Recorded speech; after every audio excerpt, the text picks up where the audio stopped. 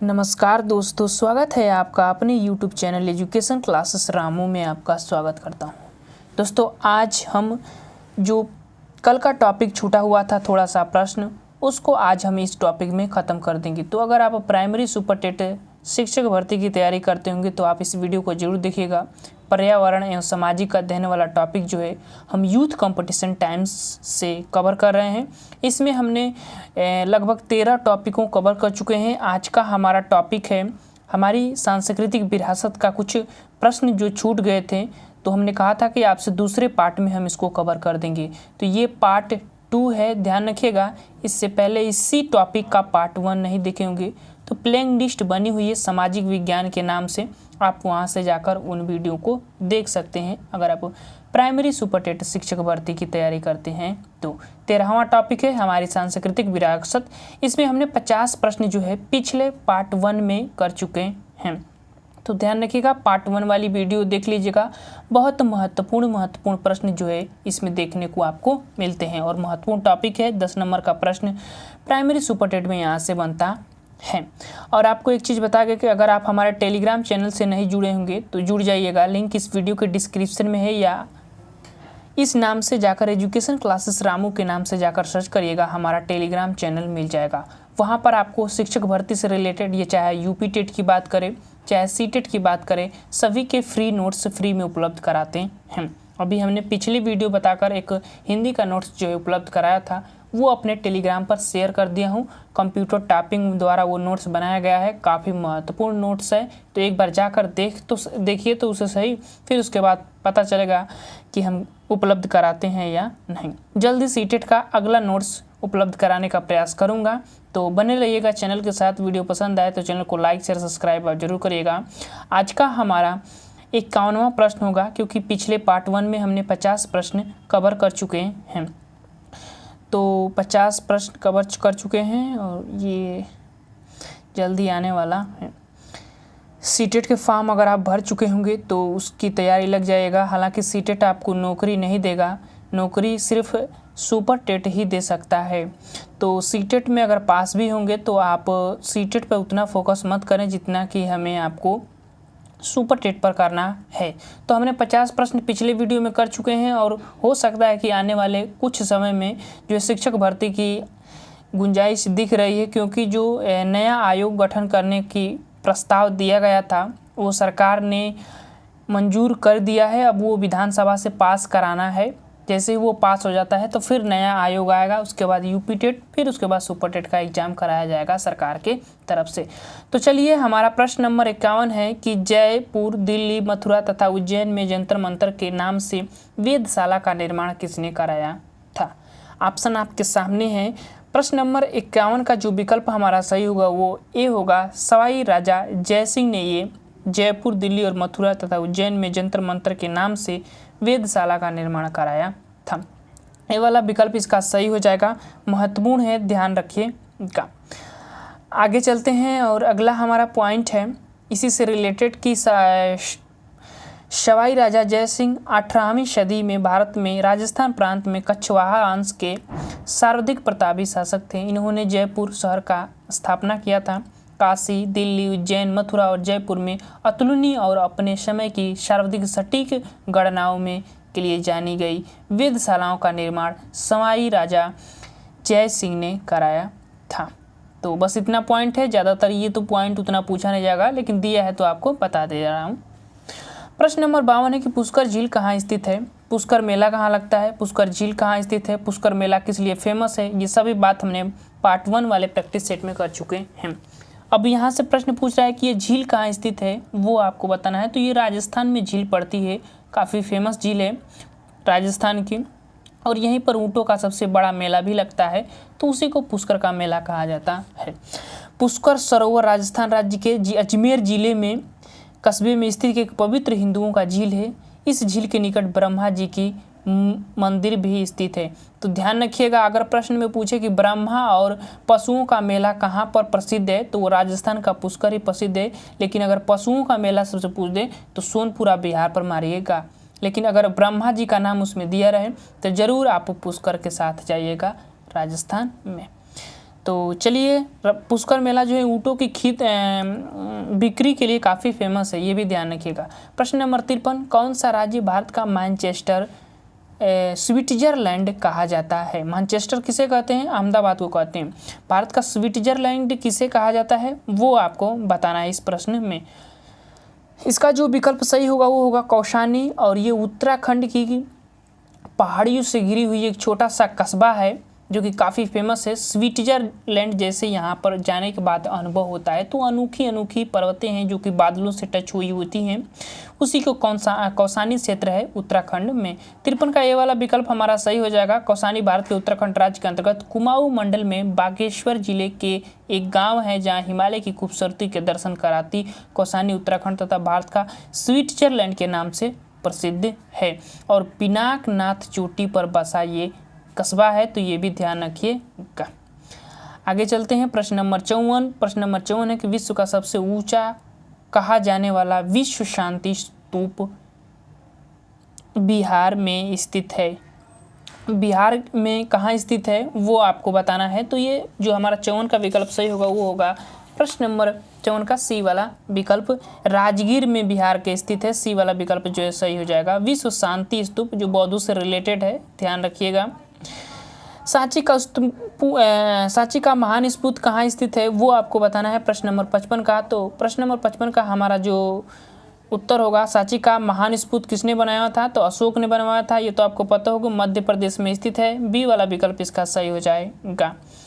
आगे चलते हैं। और श्री अरविंदो आश्रम काफ़ी फेमस व्यक्ति हैं, क्रांतिकारी थे पहले, बाद में इन्होंने महर्षि का रूप धारण किया और इन्होंने अपना आश्रम की स्थापना की। कहाँ पर आश्रम की स्थापना कराएं कि ये वो आपको बताना है किस राज्य में। केंद्र शासित प्रदेश है और वो हमारा विकल्प सही हो जाएगा पांडुचेरी। डी वाला विकल्प इसका सही हो जाता है। श्री अरविंदो घोष पहले क्रांतिकारी थे, बाद में इन्होंने ऋषि का रूप धारण कर लिया था। 57 प्रश्न है कि भारत के सिलिकॉन घाटी किसे कहते हैं? सिलिकॉन वैली भी कह सकते हैं। किसे कहते हैं? तो वो हम लोग कहते हैं ऑप्शन नंबर डी, बेंगलुरु को कहा जाता है। काफ़ी IIT कंपनियां जो है इस क्षेत्र में पाई जाती है, इसीलिए भारत का सिलिकॉन वैली इसको कहा जाता है। प्रश्न नंबर 58 है कि साइलेंट वैली या मुख घाटी, काफ़ी महत्वपूर्ण प्रश्न है, किस राज्य में अवस्थित है वो आपको बताना है। साइलेंट वैली मुख घाटी किस राज्य में स्थित है? तो प्रश्न नंबर 58 का जो हमारा विकल्प सही होगा वो होगा डी वाला विकल्प, केरल राज्य में स्थित है। तो ध्यान रखिएगा, केरल राज्य में स्थित है साइलेंट वैली। काफ़ी फेमस क्षेत्र है जो कि जंगली एरिया है, काफ़ी शांत एरिया उसको कहा जाता है। प्रश्न नंबर 29 है कि चंडीगढ़ के प्रसिद्ध रॉक गार्डन का सर्जक कौन है? बहुत महत्वपूर्ण प्रश्न है, ये पूछा जाता है प्रश्न। रॉक गार्डन का सर्जक मतलब बनाने वाला कौन है वो आपको बताना है। चंडीगढ़ का ये प्रसिद्ध है, नेकचंद है। ऑप्शन नंबर ए वाला विकल्प सही हो जाएगा। ध्यान रखिएगा, नेकचंद इसके जो सर्जक हैं वही हैं। ए वाला विकल्प 59 का सही हो जाएगा। विश्व का प्रसिद्ध रॉक गार्डन निर्माता नेकचंद थे, ये पद्मश्री से भी पुरस्कृत किए जा चुके हैं। तो बहुत महत्वपूर्ण व्यक्ति हैं, ध्यान रखिएगा। प्रश्न नंबर 60, पीसा की मीनार किस देश में अवस्थित है? ऑप्शन आपके सामने है। पीसा की मीनार किसके लिए प्रसिद्ध है? क्योंकि ये जो मीनार है जब से बनी हो तब से ये टेढ़ी होती हुई चली जा रही है और वहाँ पर ये दीवार खड़ी है, मीनार जो खड़ी है तिरछी होते हुए भी, इसीलिए ये मीनार फेमस है। और ये जो है किस देश में है? तो इटली देश में है। बी वाला विकल्प जो है इसका सही हो जाएगा। तिरछी होने के बावजूद भी ये खड़ी है, बी वाला विकल्प जो है सही हो जाएगा प्रश्न नंबर 60 का। पीसा की मीनार इटली में स्थित है। अपने निर्माण के बाद ही मीनार लगातार नीचे की ओर झुकती रही और इसी झुकने की वजह से ये दुनिया भर में मशहूर हो रही है। तो समझ गए होंगे। प्रश्न नंबर 51, एफिल टावर स्थित है। एफिल टावर कहाँ स्थित है वो आपको बताना है। विकल्प आपके सामने है, 4 विकल्प। ये फ्रांस में स्थित है और फ्रांस की राजधानी कहाँ है? तो पेरिस। सी वाला विकल्प इसका सही हो जाएगा। आगे चलते हैं। प्रश्न नंबर 62, प्रख्यात बोरोबुदुर का बौद्ध स्तूप स्थित है। प्रख्यात बोरोबुदुर का बौद्ध स्तूप स्थित है, कहाँ पर स्थित है ये बौद्ध स्तूप वो आपको बताना है प्रश्न नंबर 62 का। कहाँ पर? तो जावा में स्थित है। ए वाला विकल्प जो है सही हो जाएगा 62 का। आगे चलते हैं और अगला हमारा ये इंडोनेशिया, जावा समझ रहे हैं ना, इंडोनेशिया में पड़ता है, ध्यान रखिएगा। इंडोनेशिया की राजधानी कहाँ है? जकार्ता है, मुस्लिम बहुल कंट्री है। प्रश्न नंबर 3 है कि कंबोडिया स्थित अंकोर वाट मंदिर किस देवता को समर्पित है? किस देवता को समर्पित है? विदेश में ये सबसे बड़ा मंदिर है हिंदुओं का, अंकोर वाट का मंदिर, और वो किस देवता को समर्पित है? तो विष्णु देवता को समर्पित है। 63 का ये वाला विकल्प जो है सही हो जाएगा। आगे चलते हैं प्रश्न नंबर 64, और प्रश्न 64 कह रहा है कि मुसलमानों का पवित्र स्थल मक्का किस देश में स्थित है? मक्का का भी पवित्र स्थल है मुसलमानों का, और ये सऊदी अरब में स्थित है। डी वाला विकल्प इसका सही हो जाएगा। प्रश्न नंबर 65 है कि पशुपति मंदिर स्थित है। पशुपति मंदिर कहाँ पर स्थित है वो आपको बताना है। पशुपति मंदिर, प्रश्न नंबर 65 का जो विकल्प सही होगा वो होगा काठमांडू नेपाल में स्थित है। काठमांडू नेपाल की राजधानी है। बी वाला विकल्प पशुपति मंदिर जो है स्थित है नेपाल में। बी वाला विकल्प इसका सही हो जाएगा, काठमांडू में। प्रश्न नंबर 66 है कि माउंट एवरेस्ट नेपाल में ही स्थित है, तो इसका भी हम बी वाला ही विकल्प मारेंगे। सागरमाथा के नाम से जाना जाता है नेपाल में इसको। प्रश्न नंबर 63 है, उसकी ऊंचाई 8,848 मीटर है, तो ये भी ध्यान रखिएगा। 67 प्रश्न है कि तक्षशिला किस देश में स्थित है? तक्षशिला किस देश में स्थित है? शिक्षा का केंद्र हुआ करता था प्राचीन काल में, काफ़ी फेमस स्थान है, और ये पाकिस्तान में स्थित है। बी वाला विकल्प जो है सही हो जाएगा। 67 का प्रश्न नंबर आ जाते हैं। तक्षशिला प्राचीन भारत में शिक्षा का प्रमुख केंद्र था, जहाँ विश्व के प्राचीन विश्वविद्यालय में शामिल थे। यह हिंदू और बौद्ध दोनों धर्मों का महत्वपूर्ण केंद्र था, और वर्तमान समय में ये पाकिस्तान में स्थित है। चलिए आगे चलते हैं। प्रश्न नंबर 68, ग्रेट बैरियर रीफ किस देश में स्थित है? ग्रेट बैरियर रीफ किस देश में स्थित है? प्रश्न नंबर 68 का आपको बताना है। तो ये जो ग्रेट बैरियर रीफ है ये ऑस्ट्रेलिया में स्थित है, ध्यान रखिएगा। डी वाला विकल्प जो है इसका सही हो जाएगा। आगे चलते हैं। प्रश्न नंबर 69, एफिल टावर के डिजाइनर थे। एफिल टावर कहाँ है? फ्रांस में, फ्रांस के पेरिस में। और एफिल टावर के डिजाइनर कौन थे वो आपको बताना है। इसका जो विकल्प सही होगा वो होगा सर गुस्ताव एफिल नामक व्यक्ति थे, उन्हीं के नाम पर वो एफिल टावर बना हुआ है। ए वाला विकल्प इसका सही हो जाएगा। सीन नदी, पेरिस सीन नदी के किनारे वहीं पर ये एफिल टावर बना हुआ है। आगे चलते हैं, और प्रश्न नंबर 17 के स्टैचू ऑफ लिबर्टी बना हुआ है कहाँ पर? स्टैचू ऑफ यूनिटी हमने पढ़ा था पहले वाले प्रैक्टिस सेट में इसी टॉपिक का, तो वो सरदार वल्लभ भाई से पटेल से संबंधित था। केवड़िया में वो बना हुआ था। 182 मीटर उसकी ऊंचाई थी, मैंने बताया था उसमें आपको डिटेल में। अभी ये जो प्रश्न पूछ रहा है 70, स्टैचू ऑफ लिबर्टी के बारे में पूछ रहा है। ये यूएसए में स्थित है, ध्यान रखिएगा। डी वाला विकल्प जो है सही हो जाएगा, यूएसए में स्थित है। प्रश्न नंबर 70 का इसकी व्याख्या देख लेते हैं। स्टैचू ऑफ लिबर्टी न्यूयॉर्क के हार्बर में स्थित तांबे की विशाल मूर्ति है। इस प्रतिमा को फ्रांस ने अमेरिका को अपनी मित्रता प्रतीक के रूप में भेंट दिया है, तो ध्यान रखिएगा। और ये रहा 71वां प्रश्न, जो कि प्राइमरी सुपर टेट 2017 में 18 वाला जो पेपर हुआ था उसमें पूछा गया था। सूर्य मंदिर जो उड़ीसा में है उसको कोणार्क मंदिर कहा जाता है। ब्लैक पैगोडा का मंदिर भी उसको कहा जाता है, मैंने बताया था। और इसकी स्थापना गंग वंश के शासक नरसिंह देव प्रथम में 1278 ईस्वी में कराया था। यूनेस्को की विरासत सूची में ये कोणार्क मंदिर 1984 में सम्मिलित किया गया है, तो ये भी ध्यान रखिएगा। ये भी उस समय मैंने बताया था कि 1984 में इसको यूनेस्को विश्व धरोहर सूची में सम्मिलित किया गया है। और इस मंदिर का निर्माण सूर्य रथ के रूप में किया गया है, जो 24 पहिए और 7 घोड़े तथा पत्थरों से सुसज्जित ये मंदिर है, तो ध्यान रखिएगा। अब कुछ वन लाइनर पॉइंट में जो थ्योरी वाला पार्ट दिया गया है उसके बारे में हम बात कर लेते हैं। जैसे यहाँ पर दिया गया है कि कांग्रेस के जितने भी अधिवेशन दिए गए हैं उसके बारे में दिया गया है, तो एक एक करके सभी अधिवेशनों की बात कर लेते हैं। जो महत्वपूर्ण है वहीं बात करेंगे। पहला अधिवेशन की बात करें तो 1885 में बम्बई में विमेश चंद्र बनर्जी उसके अध्यक्ष थे, ध्यान रखिएगा। बम्बई में हुआ था, गोकुलदास तेजपाल संस्कृत महाविद्यालय में हुआ था, ये सभी लोगों को पता होगा। 1885 में, अब 1885 दिया गया है, तो यहाँ पर पहली कांग्रेस की बैठक होती है। तो उस समय गवर्नर कौन था, तो ये भी ध्यान रखिएगा, डफरिन डफरिन नामक जो व्यक्ति था वो उस समय गवर्नर हुआ करता था। उसी समय जो है इस कांग्रेस पार्टी की स्थापना होती है 1885 में। तो ध्यान रखिएगा लॉर्ड डफरिन के समय। डफरिन ने इससे रिलेटेड एक परिभाषा भी दिया है, उसको भी जान लीजिए। वो परिभाषा दिया था कि कांग्रेस जो है सूक्ष्मदर्शी अल्पसंख्यकों की संस्था है, यही इसने परिभाषा दिया था लॉर्ड डफरिन। तो इतना पॉइंट बस ध्यान रखिएगा। अगला जो दूसरा अधिवेशन हुआ था कलकत्ता में, 1 साल बाद हर साल होता था, दादा भाई नौरोजी जो है इसके अध्यक्ष बने हुए थे। तो ये भी ध्यान रखिएगा। अब तीसरा अधिवेशन महत्वपूर्ण है आप लोगों के लिए। पहले मुस्लिम अध्यक्ष बदरुद्दीन तैयबजी 1887 में और मद्रास में हुआ था। ध्यान रखिएगा ये पूछा जाता है ज़्यादातर, पहला पूछा जाएगा या तो तीसरा पूछा जाएगा। बदरुद्दीन तैयबजी पहले मुस्लिम अध्यक्ष थे।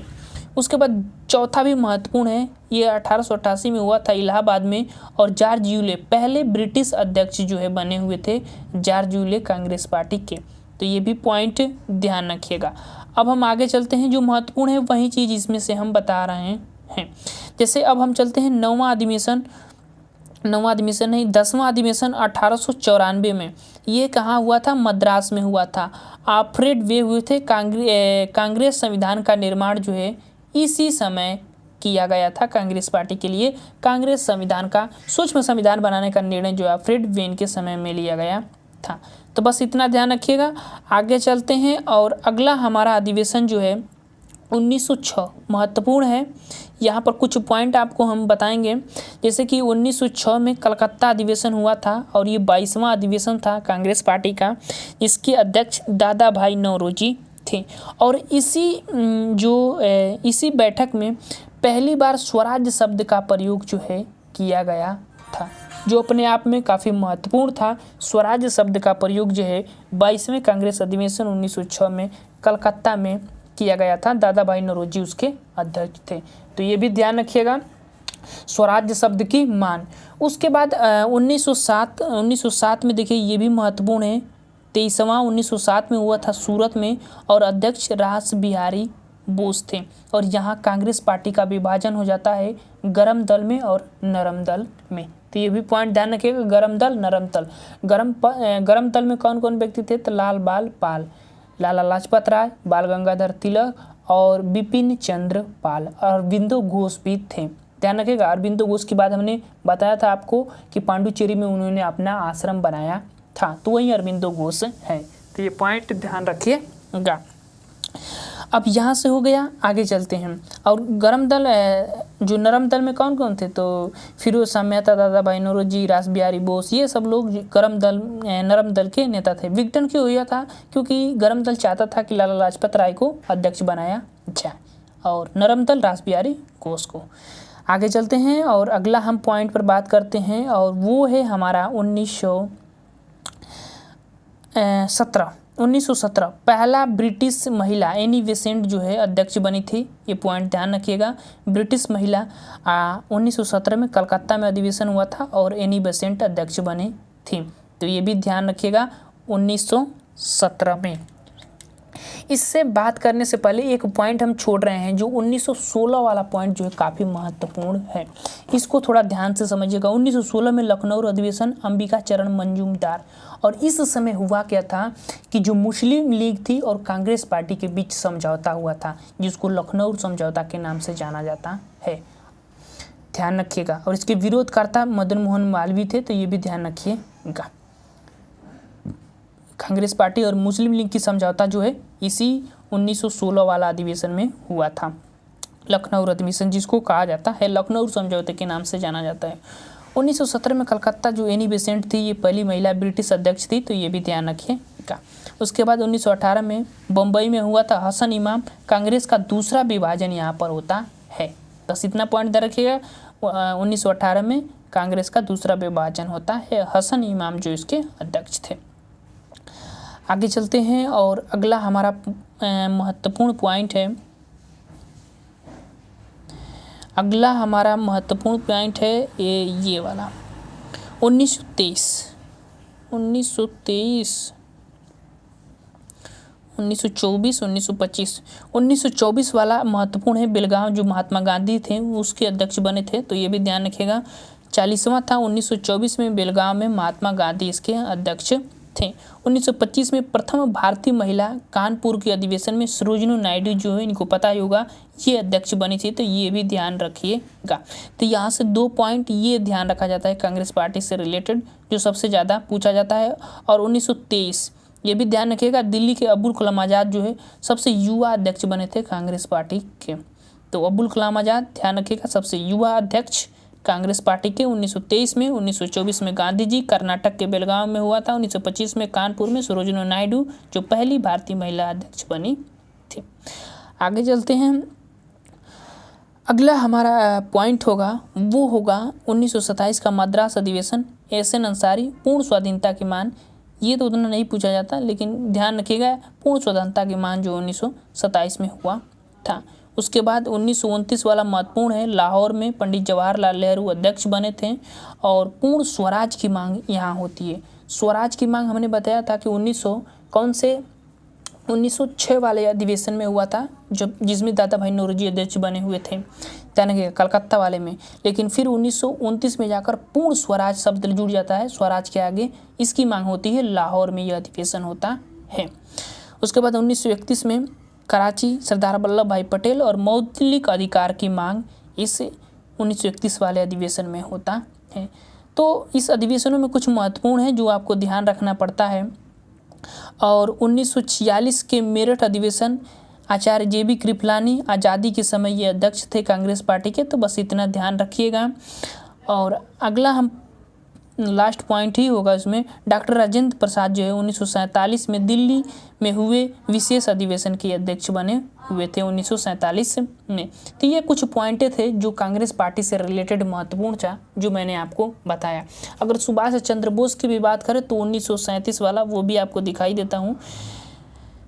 सुभाष चंद्र बोस 1938 और 1939 हरिपुरा और त्रिपुरा अधिवेशन के अध्यक्ष बने हुए थे। फिर उसके बाद इनकी मन इसमें नहीं लगा तो इन्होंने कांग्रेस पार्टी से इस्तीफा देकर छोड़ दिए थे।